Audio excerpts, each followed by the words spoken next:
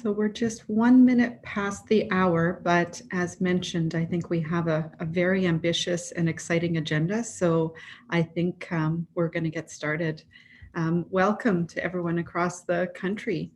I think there are some new names on the list. So my name's Monica Bollier. I'm the chair of the CKD Clinic Network, and I'm taking this call from the traditional, ancestral, and unceded territory of the Musqueam, Tsleil-Waututh, and Squamish First Nations.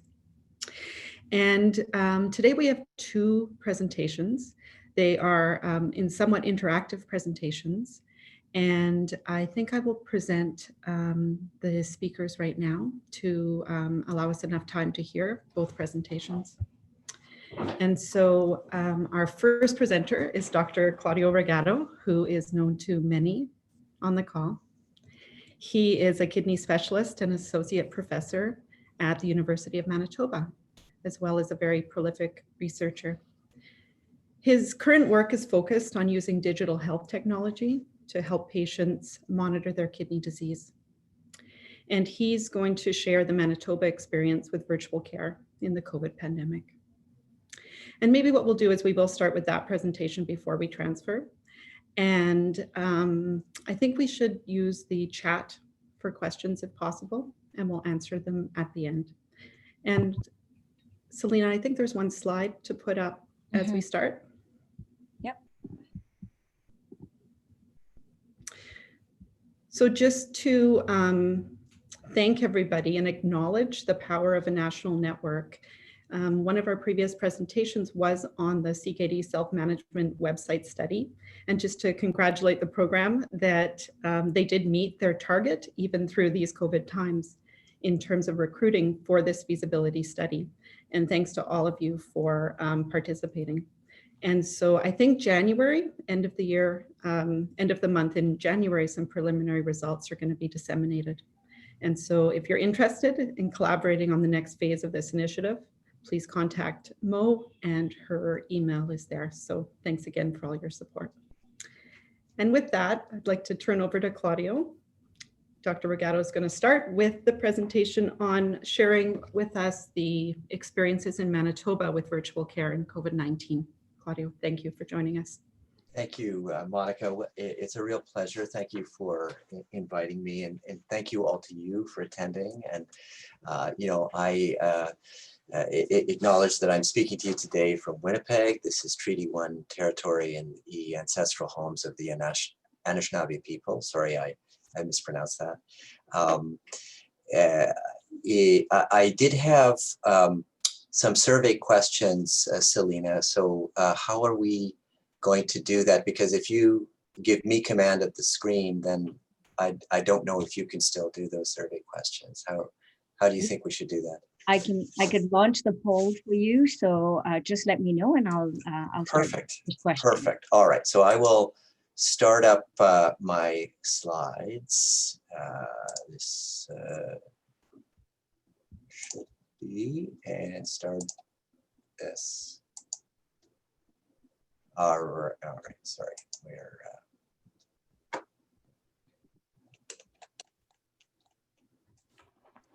okay. This is a slick production, you can see. Right?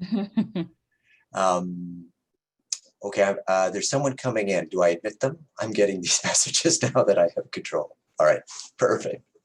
All right, so thanks everybody. So what I really wanted to do today was, you know, to have a great session sharing, engaging you, talking with you about an experience I think we've all had over the past several months, as because of the pandemic, we've just pivoted wholesale from doing sort of our standard in-person clinic visits to some form of virtual care. And I know that some are employing basic sort of telephone virtual care, and others across the country may be using video, and we all have different experiences to share.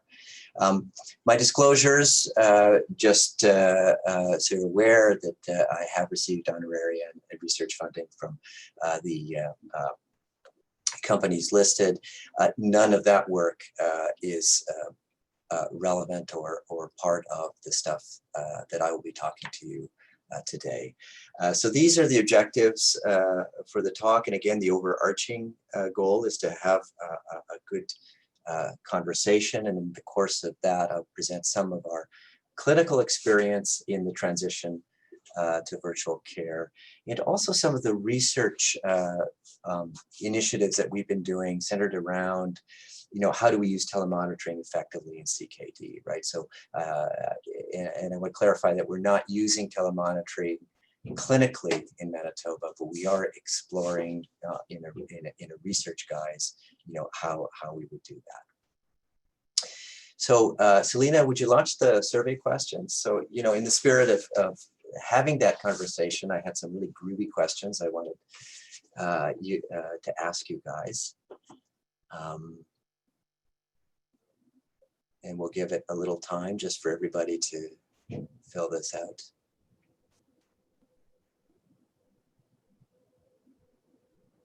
So just a question, Selena, how do I know when the poll is done? Is there, So it's at the top here, right? Yep, so everyone should be able to see the poll, and then you just click on the category that best describes you. So I'm not seeing anyone voting right now. Yeah, well, Monica, have you? I have voted, yes, and I'm sure many of us have. Okay, we are at 84%. That's what's showing on my screen. I hope you can see. Okay. Oh, I have to hit end polling. Probably. Yep, and then. Okay. All right. I'm going. It's not changing anymore, so I'm going to. Okay. Share results. Okay. There we go. So that's great. So we have a sort of a good spectrum of people. I'm happy to see we have patients that are engaged here, and a good mix of allied health physicians and nurses and administrators, and some additional people. I imagine CanSolve people might fall some of them into that category as well. So do I relaunch or stop share? There we go. I can go to the next. Do you want me to launch the second question? Please, yes.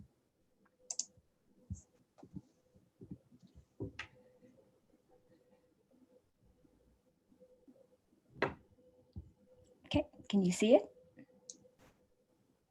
Yes, I can.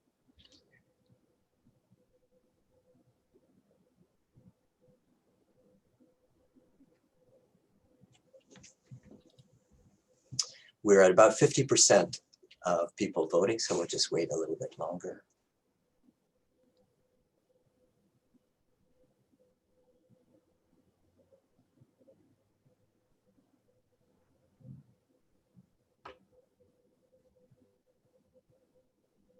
And I think, this is very, very interesting.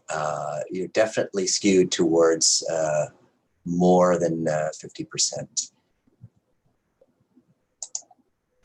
For sure, and a big chunk are using this primarily as well. Very few people are primarily using predominantly in center, and I think that reflects our lived experience over the past 9 months in COVID. Okay, so I'm sitting at 60% voted, and I've got, it's not changing, so I'm going to end that now, and apologies to those who haven't voted. Could we launch the next? So compared to regular visits and considering your own personal experience, tell us whether you agree with some of these statements. So the first one is virtual visits addressed all kidney health issues, and you're supposed to give a rating. Do we have the rating here? Maybe this isn't configured adequately. Yeah. The next question has I think the percentages. All right. Here we go. Right.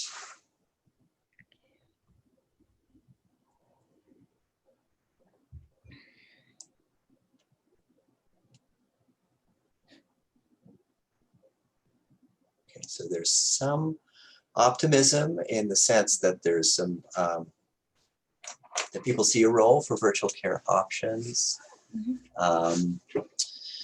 And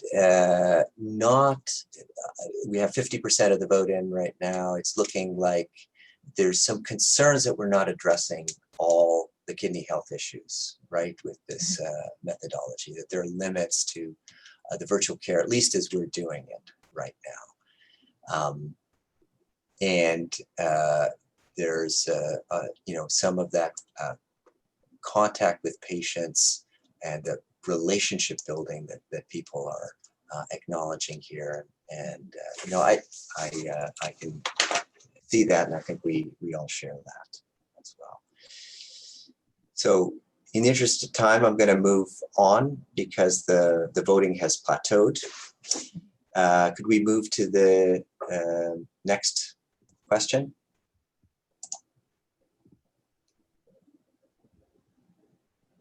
Do you think virtual visits could replace some routine in-person visits? If so, how many?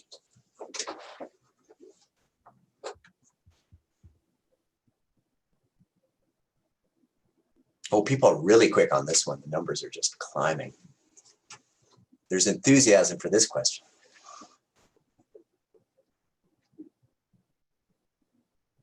Okay, we're at over 2/3 of voting, and if I can I feel like the election pollster in the United States here, but I think it's looking as though we're sitting around.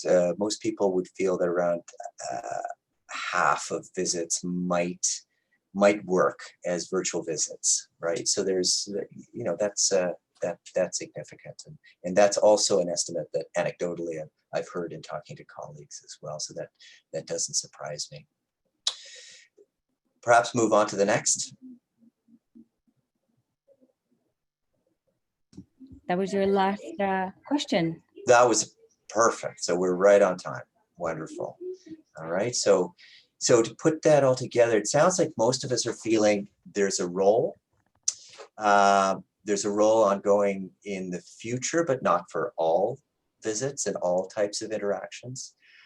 And also some concern that right now we're maybe not doing it perfectly because there are some things that we're leaving on the table that maybe we're not addressing in our kidney health clinics. And I think that's a fair reflection of the conversations that I've had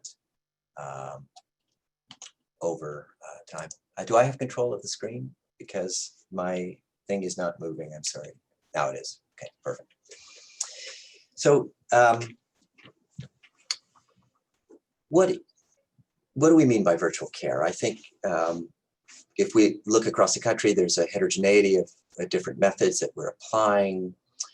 If you look at the literature and you look for a definition, you see a lot of terms that are sort of overlapping, things like telemedicine, telemonitoring, digital health, virtual health. And I think the best definition that I found is that virtual care is any interaction between patients or members of their circle of care occurring remotely using whatever form of communication or information technology with the aim of facilitating and maximizing quality and effectiveness of patient care. So I thought that was pretty good. But that still, allows us, and there exists obviously a wide spectrum of the sophistication with which you can apply or do that intervention. You can do what we are mostly doing in Manitoba, which is telephone based care. We call the patients and we're on speakerphone and we have the chart or the electronic patient record in front of us and we discuss the issues. Some centers are using, and some physicians in Manitoba are actually extensively using video conferencing. We haven't yet achieved that in Manitoba. And then, if you look at other diseases in other areas, there's some very sophisticated sort of telemonitoring products that are now becoming widely available and actually quite inexpensive relative to what they were. So you can have a patient at home with a tablet, with smart devices, smart watch, smart scale, smart BP, cuff, smart O2 monitor. And this can then be uploaded very seamlessly to FIA and HIPAA compliant servers in the cloud, which you can then look at as a clinician through your provider portal. And I know that several provinces have also launched patient portals in their system.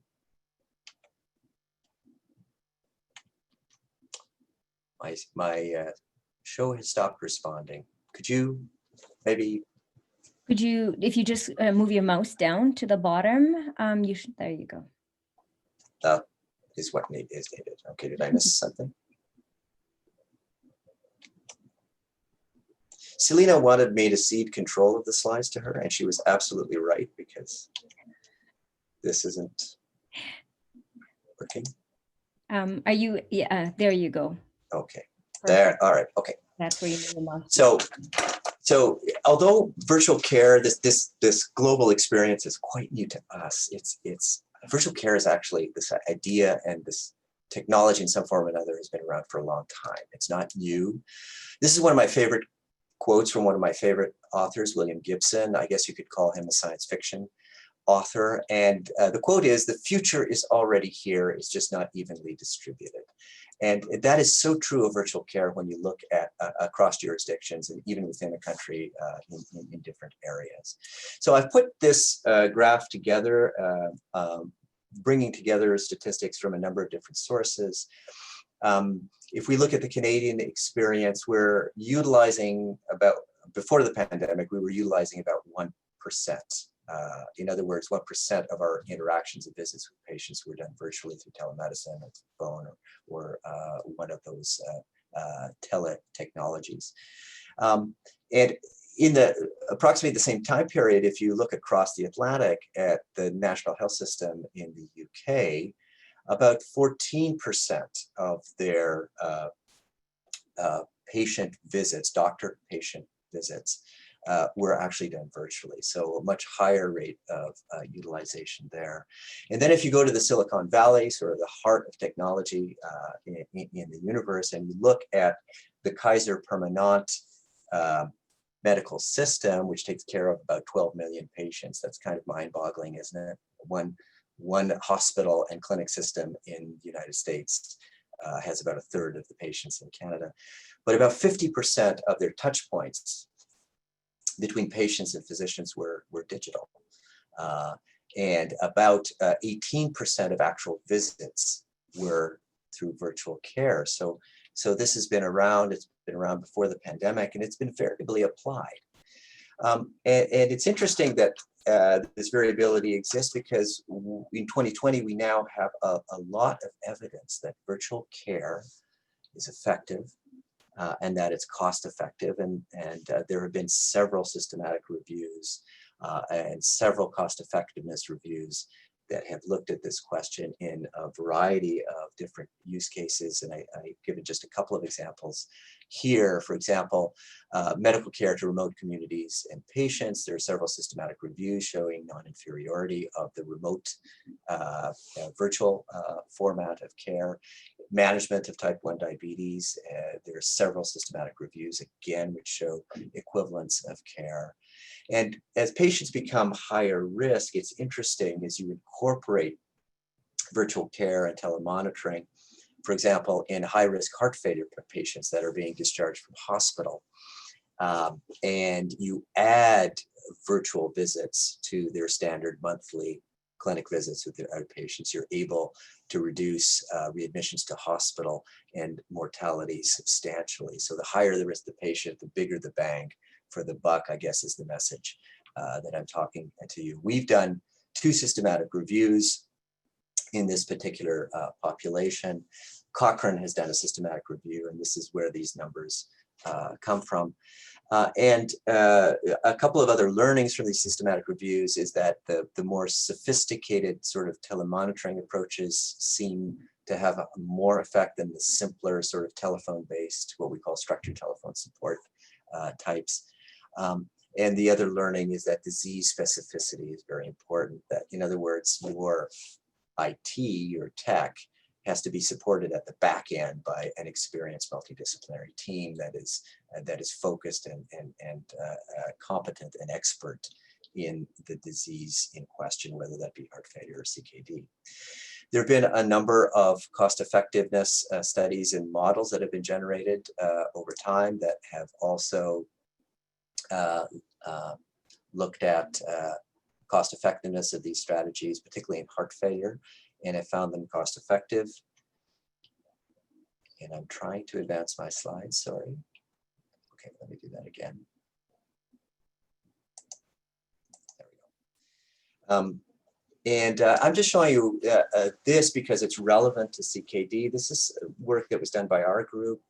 And what we did was we asked the question, well, what if we took a telemonitoring telemonitoring approach as used in heart failure and applied it to high-risk CKD patients? And we input into the model a lot of real-world data on rates of progression, rates of dialysis starts, hospitalizations, costs. And our model was really aimed at stage 5 CKD patients, greater than 80% two-year risk of needing to start dialysis. And we looked at a model that would have daily self-assessments of weight, blood pressure, O2 sats, weekly symptom score type assessments, and at the back end supported by nurse-led case management, which has been shown to be effective in other settings. And what we found was that that this sort of model would likely save about $7,000 per patient year of monitoring related to avoided hospital admissions, avoided crash dialysis were the primary drivers of that. And we did a lot of sensitivity analyses, which are there, questioning whether our assumptions in our model were correct. And these results were quite robust. So heart failure, and probably also in high-risk CKD, certainly there appears to be a lot of evidence that these things do work. So a really great question is, why haven't we been using this more or studying it more or trying to study implementation more before the pandemic? And I think there's a lot of reasons, and this list is not meant to be exhaustive. I think, the in-clinic consultation model has worked for a long time. And we're comfortable with it. And so there's a certain tradition and resistance to change. I think one could argue that in a patient-centered care model, one of the goals of that patient-centered care should be not to have the patient need to come to you, but rather for you to be able to provide the care close to home. And this is a very high value for patients. And so, we've persisted with this clinic-based, provider-centric model for a long time. But having said that, it does work. As recently as 5 years ago, I think there were still concerns about data safety. There was a lack of HIPAA compliant cloud servers, for example, and those pathways were not clear. And since then, the landscape has completely changed, and you can buy very cheap cloud server space from Amazon, Google, and Microsoft that adhere to all Canadian and international regulations on data safety. Technology, of course, was a barrier to entry, and it used to be specific and very expensive, often custom built for the purpose. And since the development of smartphones and then all of the things that connect to your smartphone, particularly since 2015, the landscape has completely changed. And so all of a sudden, this technology has gone from being rare and expensive to being commonly accessible. In fact, a lot of our patients are already using this stuff. We're just not getting the benefit of the data that they're using with their smartwatches and their cell phones. And then, of course, there were some structural barriers related to, how doctors get paid. We were all using telemedicine, but we didn't necessarily were able to get paid for it. And so, that was a barrier to using it more broadly, for example. Legislation was a barrier. as well. I'll give you one specific example. In Manitoba recently, we had issues with providing care to our Nunavut patients, because despite the understanding that we provide care to Nunavut, we were told we were not able to give instructions over the phone or to conduct telemedicine because we weren't licensed in Nunavut. And when we solved that, because we all said, okay, we'll go get licenses in Nunavut, there were other barriers where, again, the nurses weren't licensed to be participating in that in Nunavut. And in the end, while all of this was working out for a long period of time, we were having to bring these patients down, which is very not patient-centered care. And so all of these things existed, and then all of a sudden COVID comes around, and it's this big tornado that changes everything, and all of these barriers fall, as you know. So I won't spend more time in that. I'm just going to briefly share with you, just very high level, what our virtual CKD care model has been in Manitoba. And I think, like a lot of you, what we've done is we've tried to use whatever we have available that is most widely available and just adapt what we already have in terms of our clinic processes to the virtual world. And unfortunately, in Manitoba, we're still sort of telephone based. We're trying to transition into a more video conference base. We haven't achieved that yet. And the patients will have appointments, and we will call them at home. In some cases, some communities, patients prefer to go to their local health center because that works better due to better connectivity from the health center. We get the patients, as we do normally, to get labs beforehand. Most of them will attend local community labs, which we consider to be safer than the hospital labs in terms of risk of COVID exposure. We, as many of you know, Gamma Dynacare also, among others, offers a home lab service, which a lot of our patients avail themselves of. But again, speaking of sort of structural barriers, we've tried to get funding for this for patients, arguing that this is important to keep them safe, and we haven't achieved that yet, but the good fight continues. Blood pressures and weights were handled by just pan-prescribing weigh scales and blood pressure machines to all our patients. And I would say that in 70% of cases that has worked okay in terms of them being able to get those devices, but some are still required or needing to go to pharmacies or local health centers in order to get that. When we do have the phone appointment, our virtual visits are actually conducted exactly as per our standard protocols. And, with 3 sites in Manitoba, it's a little bit different from sites. So what I'll describe here is the Seven Oaks practice, but broadly similar approach, I think, across sites. So for low-risk patients, it'll be just the nephrologist and the patient discussing those cases.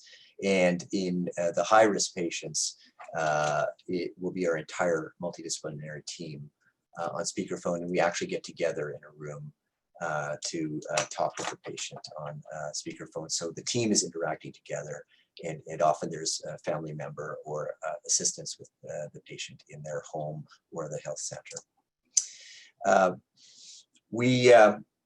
We do realize that virtual care isn't working for some patients or doesn't work for some patients. So, patients that are unstable, we're really worried about rapid progression, or those that, can't really achieve 1 to 3 above, we do bring it for face-to-face assessments. And I would suggest, think that overall, probably about 25% of our patients around that come in.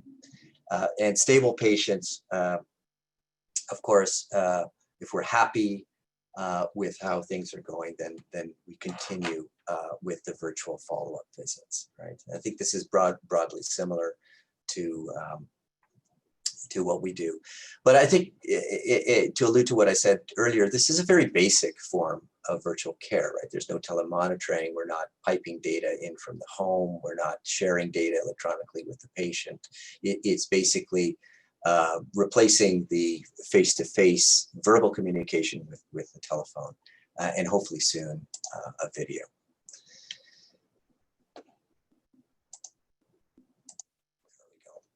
So despite these limitations, I think from our patients, I would say that the virtual care has been surprisingly well received, right? So I hear that a lot from patients. That's what I mean by anecdotal feedback. A lot of our patients, we have a lot of patients that live remotely, and they appreciate not having to come in to our clinic. A lot of you are aware of the CMA survey that was published back in May, which showed the virtual care experience in Canada across the board, not renal specifically, but generally, for the first 3 months of the pandemic. And that study showed that 90% of patients were satisfied with their virtual care experience, and that close to half would want to continue to have virtual care options beyond the pandemic. And it was interesting that the slightly more comorbid patients tended to be more positive towards virtual care, which was sort of an interesting trend that I'll return to. This is pleasantly surprising, but also in a sense not surprising, because this is very, very consistent with previously published data on diabetes, heart failure, and remote telemonitoring studies. And this has been well documented that the patients like this for obvious reasons. They can stay at home.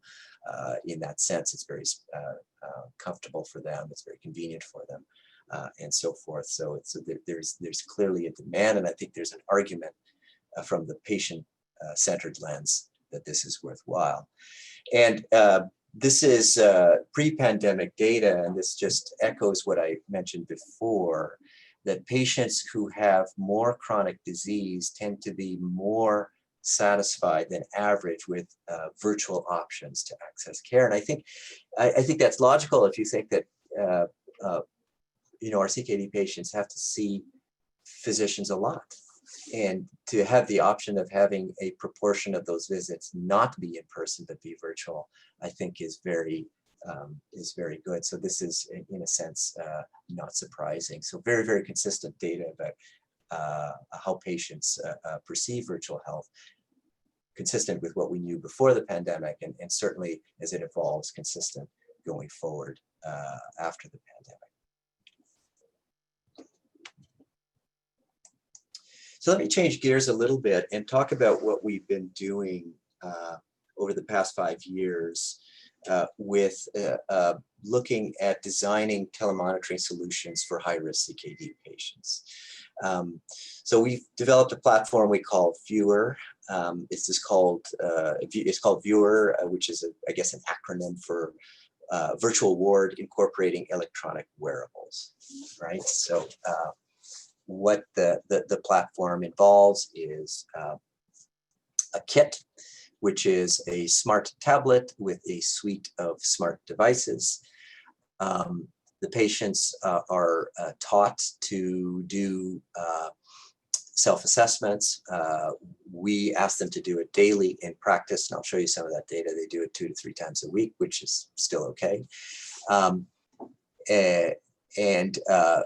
These peripheral devices are all connected by Bluetooth to the tablet, so there's a minimum of inputting numbers and data. And then this is uploaded to HIPAA and FIA compliant cloud servers, which are then accessible on the back end by the clinic. So that's the concept. This is what the actual kit looks like. And on the left, you'll see our blood pressure cuff. Again, it's Bluetooth capable. This is the iPad. Beneath the iPad, you will see the weigh scale. Again, it's a Bluetooth scale. So when you step on it, it uploads your weight to the iPad. This is the O2 sat monitor. And over on the right here, we have a motion detector, a Fitbit, basically. It's not a Fitbit, but it is a Fitbit. We also, and you can see it on, hopefully on the picture on the right, on the screen of the iPad on the right. I've added the second iPad just to show that as patients enter, they can look to log their vitals, but they're also requested to fill out the Edmonton Symptom Assessment Score, which is sort of a validated symptom questionnaire for uremic symptoms. Okay, and on the top here we have a flip chart. Patients during this study, we're modifying it for virtual use now, but patients would be trained in person, and they would also be given support materials like this flip chart user guide to help them troubleshoot when they're at home. Okay, so a couple of shots of what the interface we're using. The beauty of virtual devices, of course, is that you can continuously work to improve and change the capabilities of your system and the device. And so they can connect to their Bluetooth devices, log their blood pressures. They can also trend and look at their own results on their end. And this is something that patients actually really valued in our studies. They loved being able to track their own data. And on our end, we can look at patient data, we can trend it, and so we continue, to have a lot of insight into what the trends are. And it's actually nice to see what the trend in home blood pressures are, and whether the blood pressure is a blip or whether it's an actual trend that needs to be dealt with. Right. So I won't show you all the screenshots, but one of the interesting things that we wanted to do with this is we wanted to see whether motion, step count, for example, gave us any sort of additional insight into the well-being of the patient. And I showed you here one of the patients. We only had 3 patients that during the period of the study actually transitioned onto dialysis, and this was a patient with a GFR of 10, doing well, then not feeling very well. And then he called us and we assessed him, and clearly it was uremic. It was time to start dialysis. Fortunately, this is a patient that already had access, so they were started on dialysis. And then you see that recovery in the step count. And this is, there's noise here, of course, but it's very interesting. And we think that from a research perspective, I think we need to look at this more carefully, because it may be that these Fitbit type devices can give us some insight into functional status and how patients are doing in addition to other things, and help us make decisions. Right. So that speaks to the additional capability of the device. Okay. Claudio, so, yeah. I hate to do this, but we're at 9:40. Okay, I'm done. I have to leave that. Sorry about that. So what I'm going to leave you with then, just to fast forward, is that we have done a feasibility study, which was very positive on a number of different metrics.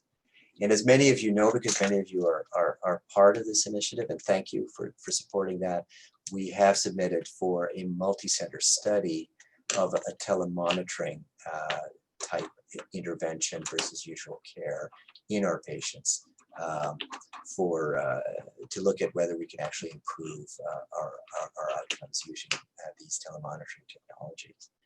So I don't know, I'm sorry if we have additional time for questions, but I did want to leave you with some thoughts and reflect on what the similarities in experience have been between what I've shared and what you have felt, and whether there is a role for virtual care beyond COVID, and whether there's additional factors that we haven't considered that we should really be learning about. Okay? And with that, I apologize for running late, and I thank you for being here today and listening to my presentation. Thanks so much. Thank you so much, Claudio. And feel free to type even reflections into the chat if there are some things that you want to mention about your own experience or questions you have that we'll try to answer after. But we will transition to our next presentation, and we're very fortunate to have a couple, I would say, selfless individuals, Sue McKenzie and Mary Bocage. And Sue is the co-founder and chair of the TAP program and has a very long-lived experience as a CKD, dialysis, and transplant patient, both with her and her family. And she's the co-creator and the volunteer chair of the TAP program.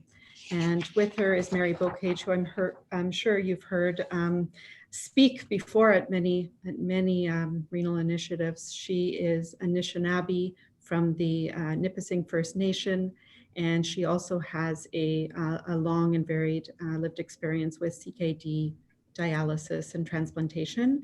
She's chaired many of our committees nationally and worked internationally, and been a keynote speaker on many different programs. And in my experience is always saying yes when asked to share her time and her experiences. And they're going to talk to us a bit about the TAP program and study to start, and then a bit of how they pivoted to respond to the needs in the wake of COVID-19. Over to you, Sue and Mary. Thanks, Monica. Just making sure, yeah, I'm off mute, good. So today we're gonna talk to you about taking the Transplant Ambassador Program, TAP, virtual, pivoting to respond to patients' needs in the wake of COVID-19. So if you could just launch the poll that we have, it's just a really quick one.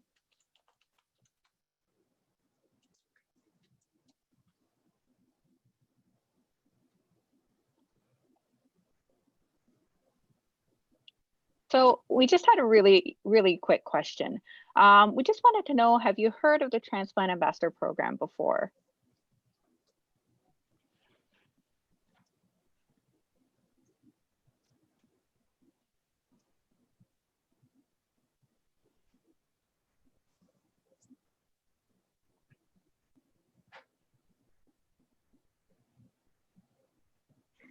Okay, so it looks like it's almost a 50-50 split. Well, that's good to know. Okay, so if we could just advance to the next slide, please. Our learning objectives today are to have an overview of how our initiative is adapting to meet the goals in the context of COVID-19, and also how we are trying to stay true to TAP roots and core values that have been key to our success as an independent patient-led initiative, embedded within the clinic hospital teams as we reframe the program within a virtual landscape. Next slide, please. So before we can talk about what we're doing now, we just need to go back to the beginning and give you some context. So in the beginning, we were part of the early days of CanSolve priority setting meetings, and a living donation project was sort of seen on that horizon.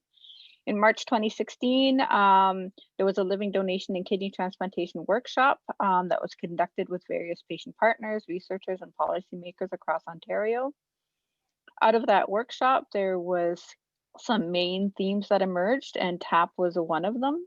There was also a paper written on the patient workshop and published in the CJKHD.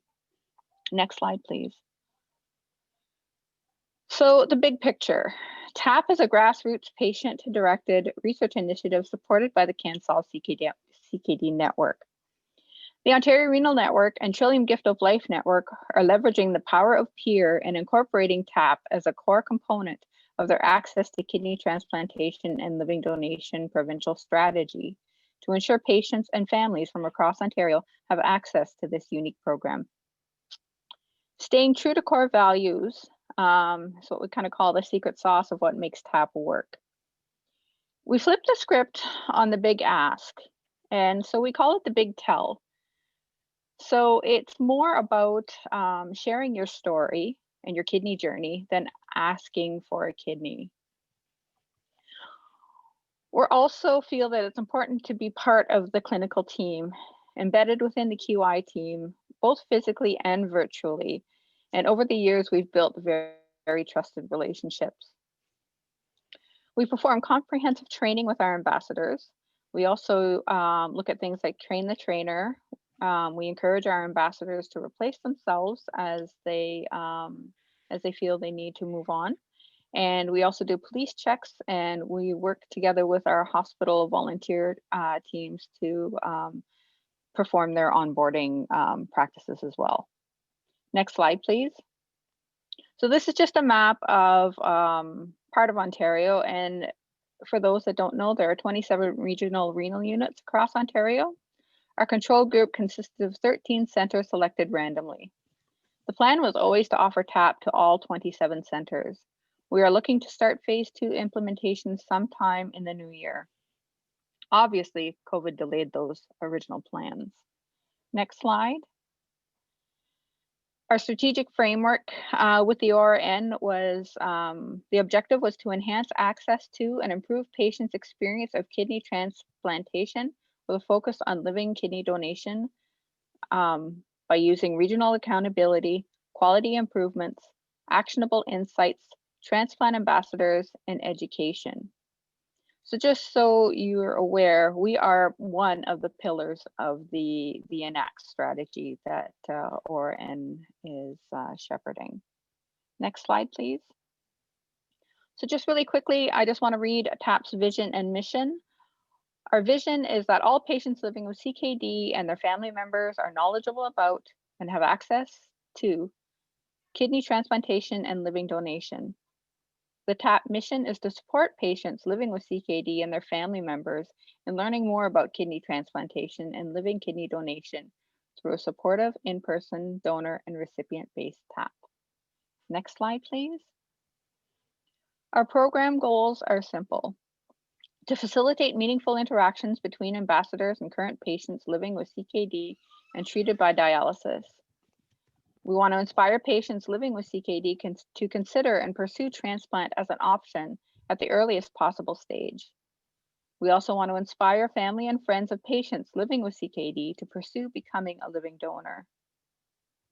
We also want to identify at least 2 patient and family-centered opportunities for improvement to be carried out by the QI team each year as Plan, Do, Study, Act cycles. What is Transplant Ambassador? Next slide, please. A person with lived experience of kidney transplantation as either a kidney transplant recipient or a living kidney donor. The Transplant Ambassador works within the regional renal units, regional renal program structure and in alignment with hospital volunteer policies to engage patients and family members initially in the multi-care kidney clinic or dialysis clinic waiting rooms. They volunteer for a minimum of 1 shift, approximately 2 to 3 hours per month. They share their personal story to support patients living with CKD and their family members in learning more about access to kidney transplantation and living donation. They initiate face-to-face interactions with patients and families in clinic waiting rooms, as well as facilitate meetings within community. They're able to provide assistance in navigating their local transplant evaluation process and provide kidney patients and families with other transplant education materials. For example, the Explore Transplant Ontario program. Next slide, please. So let's just go through this really quickly. Our transplant ambassadors will be visible and recognizable in regional renal program waiting rooms. As you see, they have the nice bright green vests. They'll be easily identifiable as being part of TAP by wearing those vests or a sash, and they'll be available to share their transplant story with those who are interested. Now, I'll send it over to Susan, who will talk to you about where we are and the next steps. Thanks, Mary. So I think we're still just finishing up a little bit here of the, based on this slide, a little bit more of the kind of core TAP program, which is really just to emphasize that we're you know, we are very much data-based with our, every time someone talks to a patient or a potential donor or family member, they're doing a shift report, which we have a secure portal that they're entering that in on. And then that data goes together with the clinic's snapshot data for the month and is kind of sent back into the ORN. It's entirely up to you. Sorry, what was that? Oh, okay, sorry. So one of the ways that we have shifted from the perspective of the evaluation, you know, just maybe to backtrack, we stopped being in the clinic in about the middle of March when everything happened, and it wasn't really safe to keep our ambassadors, especially our recipients, in the clinic.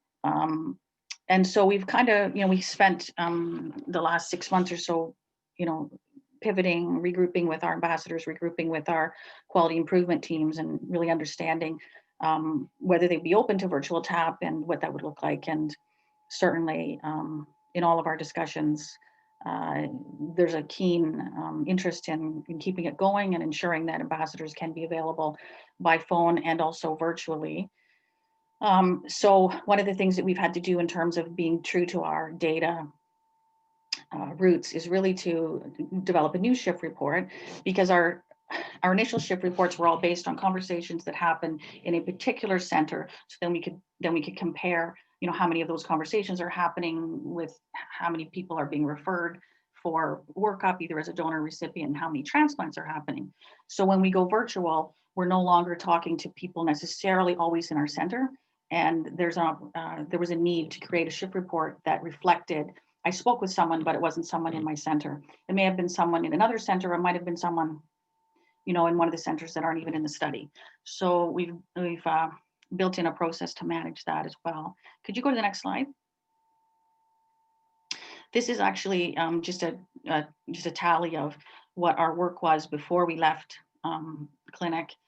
So you can see that, you know, over the 2-year period, there were about 4,000 meaningful interactions. And we define a meaningful interaction as a conversation, a two-way conversation about transplant that lasts 4 or 5 minutes or more. So if you're talking about the weather, we're not really tracking those conversations as a meaningful conversation about transplant. Next slide. So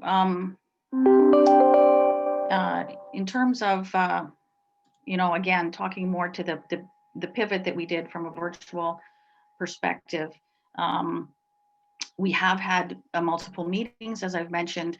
By and large, our ambassadors are all ready and raring to go, many of them with trips and things like that are no longer happening. We find that they're actually quite easy to get a hold of these days.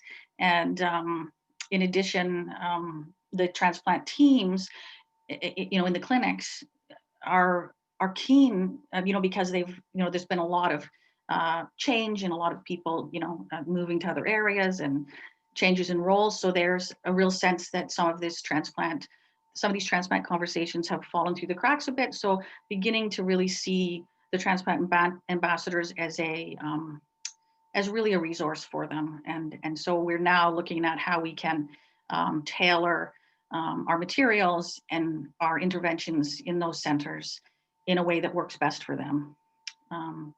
So can we go to the next slide?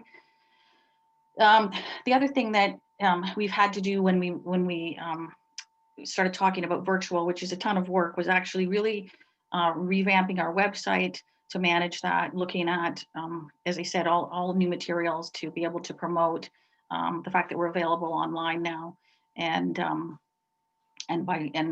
over the phone. So there was quite a bit of work involved. We're still in the midst of getting all of that done.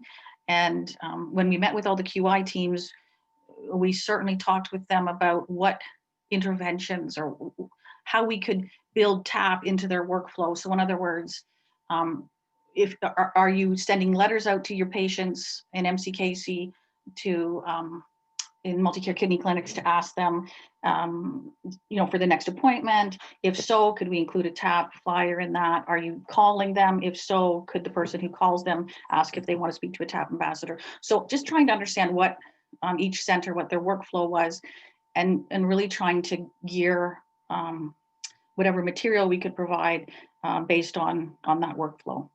One of the things that's helped us a lot is one of the early things we did early in the summer is we started to work on a profile project, which was really to get to know our ambassadors a little bit more. When we onboard them, they provide a biography, but it's really just a written biography about, you know, what they thought is the most important highlights of their transplant experience was. And for the profile project, we really wanted to understand more about what languages they may have spoke, what culture they identify with, whether where they were in their life when they had their transplant. In other words, did they have children after a transplant, before a transplant? Do they have other chronic illnesses? Have they had other transplants? Have they had more than one transplant? Have they had a transplant of another organ? And all of these things are helpful because when we want to assign an ambassador to someone, the closer that they can, the closer that they are, the more they will be able to connect. So the virtual TAP program really allows us to get the best match. And we realized we needed to know a little bit more about who our ambassadors were to be able to do that properly. So that project is now done. And so in addition to speaking to someone from your center about their experience at that particular center and what they went through, they can also be transferred to someone who might be in a similar stage in their life or in their kidney journey from the perspective of being a recipient or a donor.